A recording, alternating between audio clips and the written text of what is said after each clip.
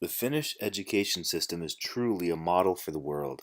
It's an exemplary model that should be emulated by other nations, including the United States. Now, this emulation process, or what I call isomorphism, is something that's achievable, but it would be a process that would require policy change, and the benefits would need to be clearly demonstrated to U.S. policymakers.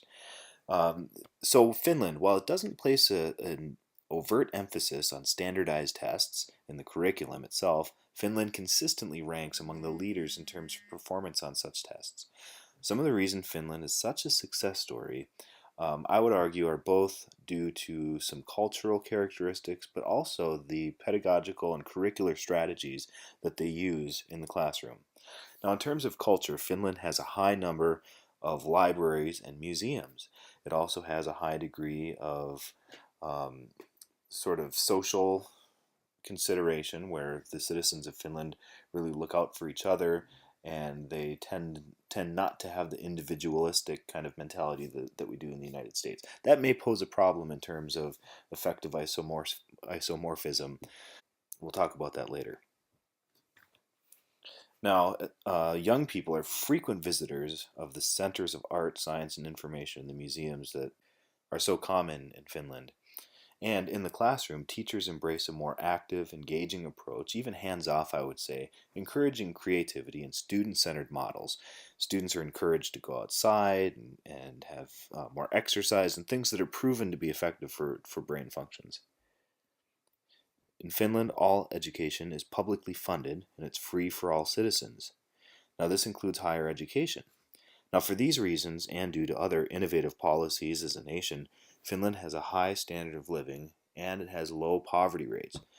Really, the benefits to the standard of living and the success of Finnish culture are reasons why there's a correlation between education and prosperity. Now, collaboration and professional development is encouraged among teachers. Furthermore, education and teaching professions are regarded very highly in Finnish culture. That's another factor as to why they're so successful. In Finland, education itself is continually assessed, but not in summative ways, just to kind of report facts to governments or creditors or other agencies. But the assessment is used more formatively for improving teaching and the methods that are used. Research is strongly encouraged among teachers and everybody in the educational um, area. Now, for all of these reasons, Finland is a model that should be imitated around the world. Now, one might suspect that the cultural variables in Finland make it too difficult and too unique to really be applied to other nations successfully.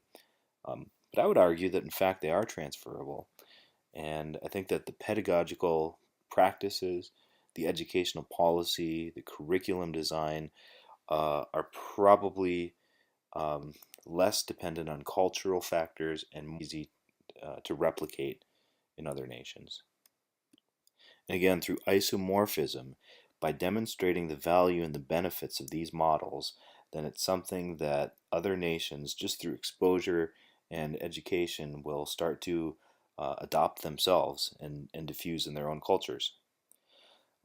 Theories about national and cultural isomorphism can offer insight into how diffusion among other countries is possible.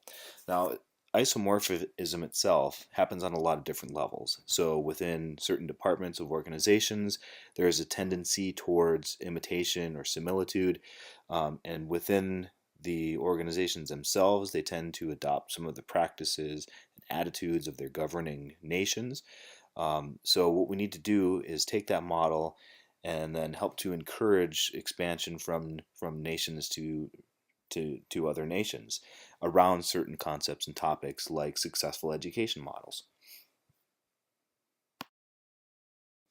One of the ways that this happens in Finland is that the education system tends to hire from within, right? So educators themselves end up in administrative positions rather than hiring people from corporate backgrounds, etc. There tends to be a lot of homogenization within the education system itself, but as that kind of grows and strengthens, then it's expanded more broadly to other educational institutions around the country, and then to the country policies themselves. This is something that could certainly be replicated in the United States.